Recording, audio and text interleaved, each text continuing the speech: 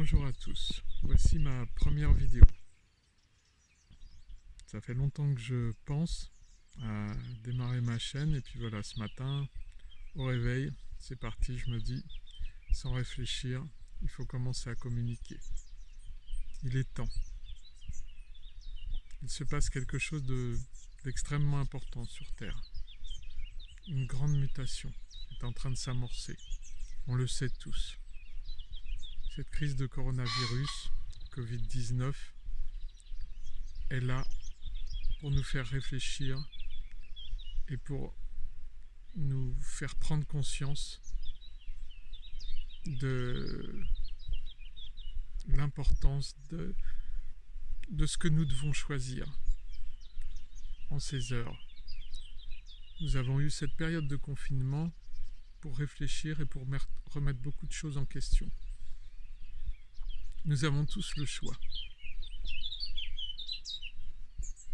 Nous avons remarqué depuis quelque temps que beaucoup de vidéos fleurissent et donnent des informations différentes de ce que nous communiquent les médias, qui ont entretenu un sentiment de peur, de soumission, qui résonne sur le principe que tout ce qui ne va pas pour chacun vient de l'extérieur et que tout ce qui va arranger les choses va venir aussi de l'extérieur.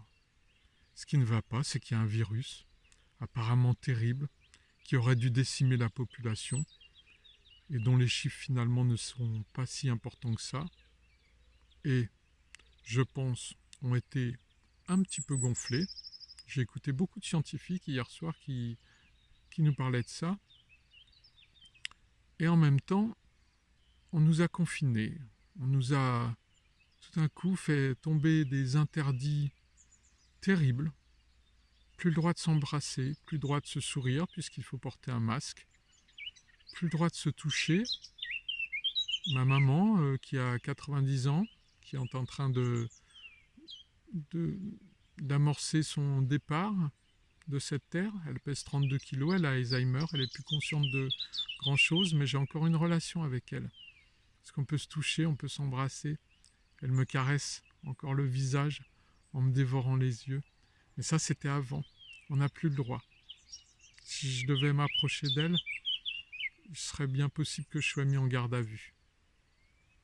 Comment est-ce qu'on a pu se laisser manger autant de liberté par rapport à un événement qui finalement s'avère peut-être un petit peu plus fort qu'une grippe, mais finalement qui s'avère pas si meurtrier que ça et qui n'est pas fondamentalement différent de tous les virus qui circulent chaque année.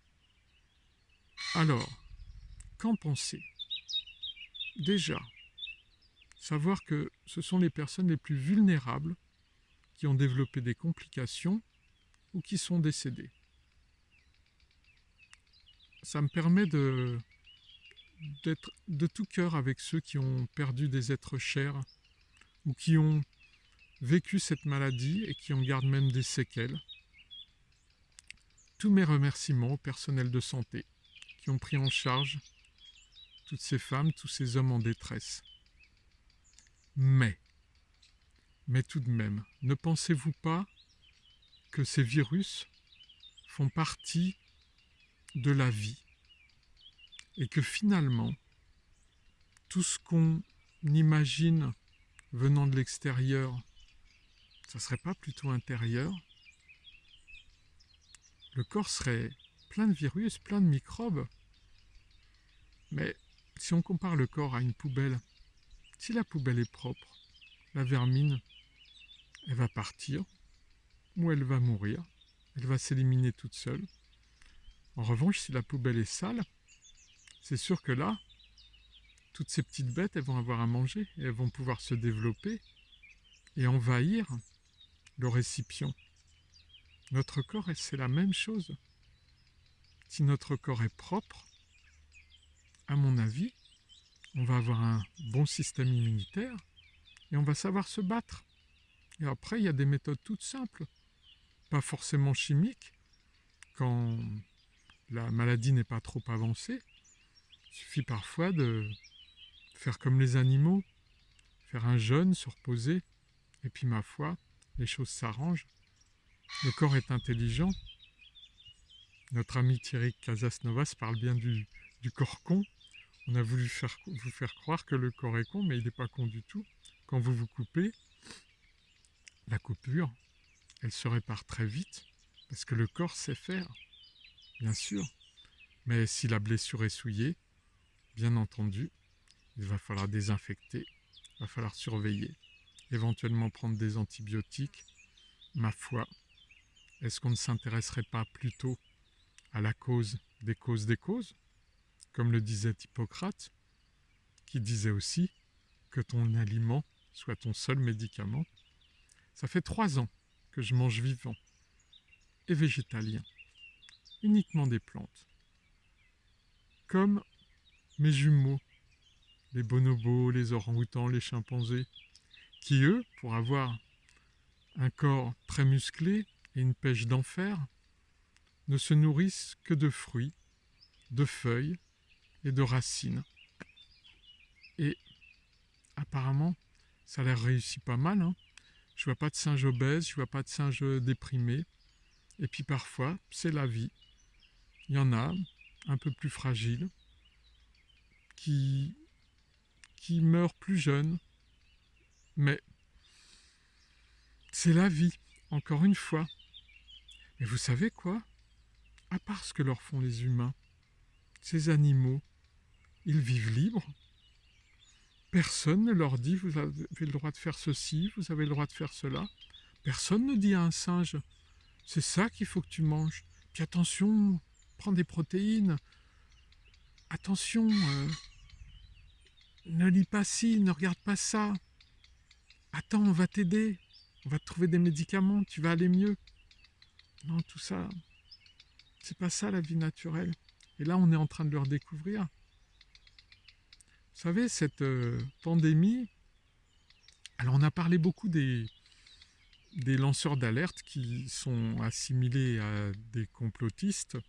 Je remercie au passage ma Chloé Framery, et bien sûr Tal Chaler, qui nous fait rire tout en nous montrant le bon chemin, Thierry Casasnovas, Sylvano Trotta, Jean-Jacques Crèvecoeur et tant d'autres qui nous aident à ouvrir les yeux, qui nous informent très précisément.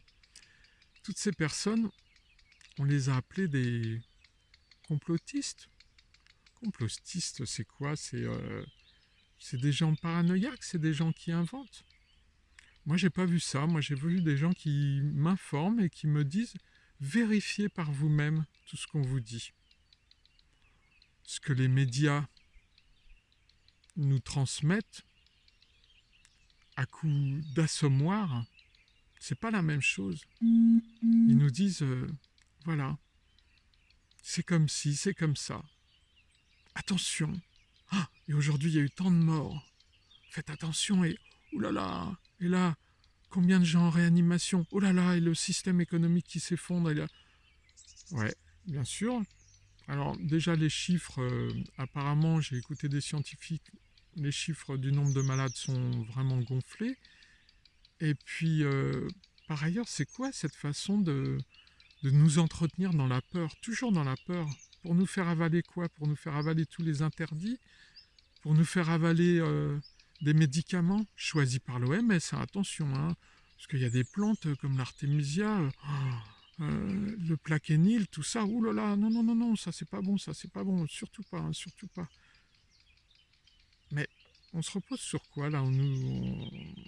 S'il vous plaît, chacun, réfléchissez, renseignez-vous.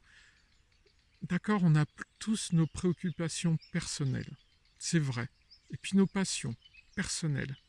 Mais là, en ce moment, vu ce qui se passe, je pense qu'il faut aussi vivre collectivement.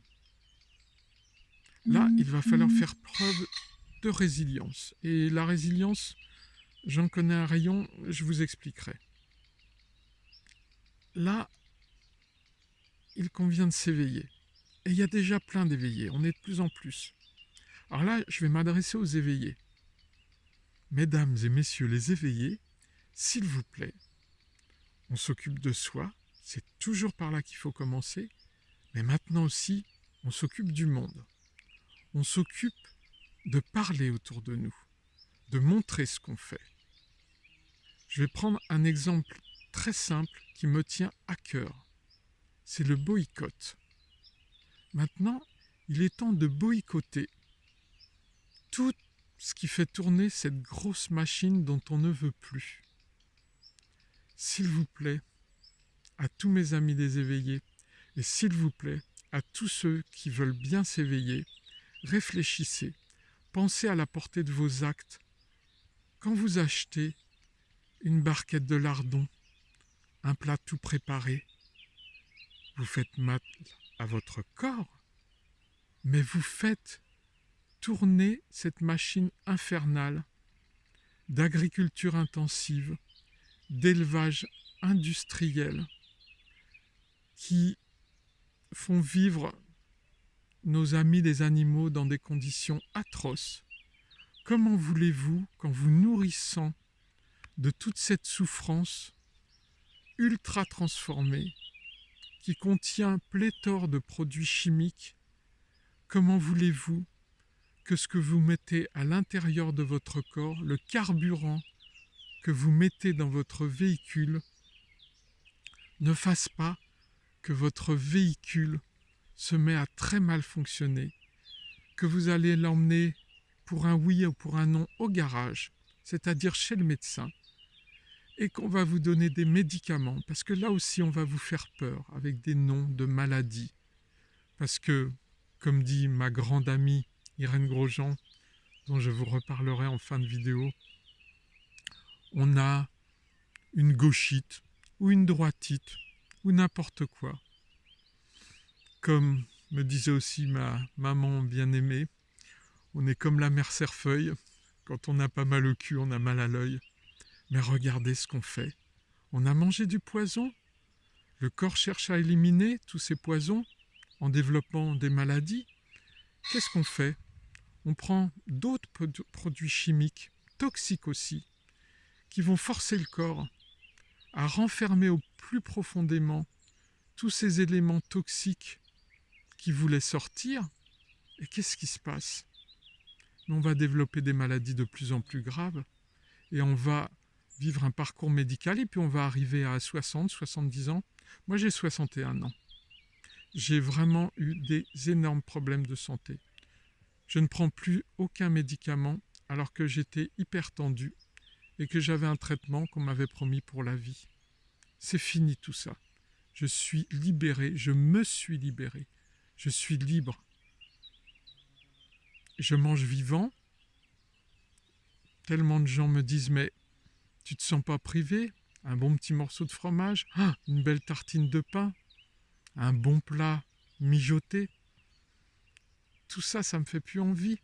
J'ai le souvenir des saveurs dues à de nombreuses toxicomanies alimentaires.